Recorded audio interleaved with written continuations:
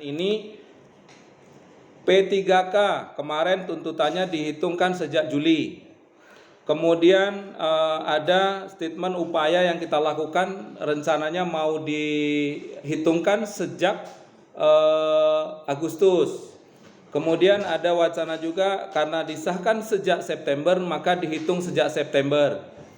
Pak, saya tanya, berapa sih jumlah P3K yang harus dibayarkan kalau seandainya 1 bulan dimundurkan ke belakang? 1 bulan berapa gaji P3K yang 60 berapa tadi? 60 berapa yang P3K? 658. Berapa? 658. 658. Berapa gajinya? Kalau bisa ini saya mengusulkan untuk ditambah 1 bulan terhitung sejak bulan September, Pak. Ya, Pak. Kita cuma dapat 3 bulan ini. Saya minta untuk ditambahkan karena kita disahkan di bulan September, kita minta September gaji mereka kita bayarkan. Bisa nggak, Pak? Kira-kira, Pak BKPP? Kalau ada uangnya bisa. Itu bukan jawaban, Pak. Oke Pak, ini benar. Ya. Kok mau benar? TAPD Pak. TAPD ini, lanjut. Apa? Saya paham pembicaraan itu Pak. Dari Ya. Kenapa bisa bulan 6? Ya. Kalau dibayar bulan 6, Ya. otomatis pakai gaji yang ada di dinas. Karena kegiatannya kan sama. Nama kegiatannya adalah penyediaan gaji dan tunjangan PSN. Jadi kalau bayar kemarin dari bulan 7, kalau tidak ada perubahan, terancam lah nanti kawan-kawan di dinas itu tak terima gaji bulan 10, 11, 12 karena kan dana yang sama digunakan. 1 bulan gaji untuk 658 apa itu? Ini 2,8 1 bulan. 1 bulan. Oke. Bisa nggak kita geserkan 2,8 carikan duitnya untuk mensuplai sampai dengan September? Ini kan nanti ketok palunya 30 September gimana? 30 ketok palu 30 September. Gak, misalkan nanti SK-nya di Oktober, November, Desember. Loh, Bisa kalau dari bulan 9. Kan bisa saja berlaku mundur. SPMT-nya Pak. Surat pelaksanaan tugas. Apa namanya? Surat pernyataan melaksanakan tugas itu Saya paham, SPMT itu kan bisa dilakukan penandatangannya sejak bulan Agustus sebenarnya. Maka dalam hal ini kan banyak nih keluhan dari teman-teman P3K meminta supaya ini terhitungkan dari September. Kan bulan September sudah selesai. Masa berlaku mundur? Iya kan? Kalau September orang itu udah mulai kerja. Mereka kan sudah kerja juga. Tapi bukan sebagai P3K. Terus mereka tidak nerima. Sekarang gini, ada polemik seperti ini. Guru P3K yang lolos itu dia masih tetap mengajar. Karena dia sudah dinyatakan lulus P3K, dia tidak diperpanjang lagi sehingga dia tidak menerima haknya. Kalau sebelumnya dia honorer, kemudian lolos P3K, gaji honorernya ini nggak keluar. Ini kan kasihan guru-guru ini. Betul. Paham, betul. Tapi kalau kawan dari BKPP sudah memproses SK-nya bulan September kemarin tidak bayar. Tapi sekarang kan sudah akhir bulan September. Ya, kalau di bulan mundur nggak bisa. Mereka kan tidak bekerja sebagai P3K. Mau menurut SK-nya dimundurkan, kan tidak mungkin. Gaji pembaruan motong. Otomatis SK-nya kan Oktober. TMP-nya. Enggak lah, itu kan masih bisa surat penandatanganan kesepakatan bekerja itu. Pak SK-nya kan harus September kalau gitu. Iyalah, kita keluarkan SK-nya di September. Mau nggak Pak? Sekarang bisa nggak? Saya tanya bukan mau nggak mau, regulasinya menyalahi apa enggak? Hah? Menyalahi nggak? Bukan mau tak mau, kalau tak mau ya saya tak mau. Karena kalau 1 September kemarin dikeluarkan SK-nya, kemudian ditindaklanjuti dengan surat pernyataan melaksanakan tugas, ya kita anggarkan 1 bulan. Maka gaji kemarin bisa pakai pergeseran, tapi gaji pegawai yang ada di ini pergeseran keempat jatuhnya. Kalau gitu Pak, logikanya Bapak bangun jalan dulu, nanti perubahan kita anggarkan ya. Itu logikanya.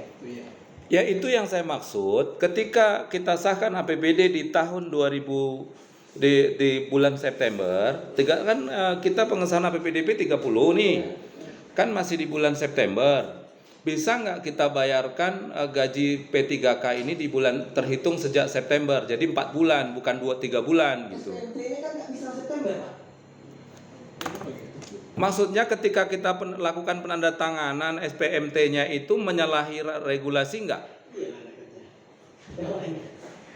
Coba Pak. Izin Pak. Ya. Kalau untuk penandatangan SPMT itu setelah SK di tangan Pak. Di tangan setelah kita bagikan SK-nya baru bisa diterbitkan SPMT-nya oleh kepala OPD-nya. Tarik mundur aja lah Pak. Mundur aja ini. Nah, untuk tarik mundur itu kita kan sesuai dengan regulasi, kami lupa dasarnya untuk regulasi PMK Departemen Menteri Keuangan terkait untuk pembayaran gaji itu tanggal 1 sudah bisa dibayarkan gajinya bulan misalnya bulan September tanggal 1, kecuali itu di tanggal 2 atau tanggal 3, tanggal 1, tanggal 2-nya berada di hari Minggu atau tanggal merah. Itu Pak. Oke, lanjut saya tanyakan ini. Kan P3K ini berhak nggak menerima gaji 13? Saya tanya dulu. ASN, Pak. Hah? ASN ini, Pak. P3K ya? Kan ASN, Pak. Sabar. Berarti bisa nerima. Berarti kita anggarkan di perubahan sampai dengan gaji ke-14 dia. Sama. Tadi. Yores kali rumah. Ya. Come on. Kan mereka SK akan dikeluarkan Oktober. Ya kan? Sekarang oke, kita tidak fokus, tidak bisa karena regulasi menghambat untuk tidak mengeluarkan gaji P3K berdasarkan mundur ke belakang nih sampai September nggak mau nih karena terhambat regulasi. Saya tanya sekarang, bisa nggak P3K ini mendapatkan gaji ke-13 setelah ditetapkan itu? Tidak. Alasannya? Filosofi gaji 13 itu jelas. 4.13 itu untuk sekolah. Jadi di bulan 7 Juli. Kemudian gaji 14 itu THR dicairkan sebelum Lebaran. Filosofinya itu. Jadi Kan mereka sudah pegawai. Ini udah akhir tahun, mereka harus sekarang September. Kayak Oktober. setelah ditetapkan mereka sebagai ASN. Hah? Tambahkanlah 1 bulan. Macam mana caranya? Kalaupun mereka tidak dapat di September, tapi mereka dapat di gaji 13. Ada nggak regulasi yang mengatur itu? Ada yang dilanggar nggak? Tidak. Kalau tidak ada yang dilanggar, kenapa? Bukan tidak dilanggar, tidak bisa dibayarkan. Bisa itu. Tidak bisa. Apa masalahnya? Ya, karena gaji 13-14 itu sesuai filosofinya. Apa yang mengatur, peraturan mana yang mengatur tentang gaji 13 itu? Pertama mereka belum P3K pada saat itu. Kan belum P3K. Kan ketika kita bahas ini, maka kita akan merancangkan mencukupkan anggaran untuk gaji 13 mereka nih. Oh, enggak. Tunggu dulu. Gaji 13 mereka itu kan saat ini kan mereka belum pegawai. Per 1 Oktober otomatis mereka sudah pegawai. Artinya ini kan masuk kepada penganggaran APBD perubahan 2022.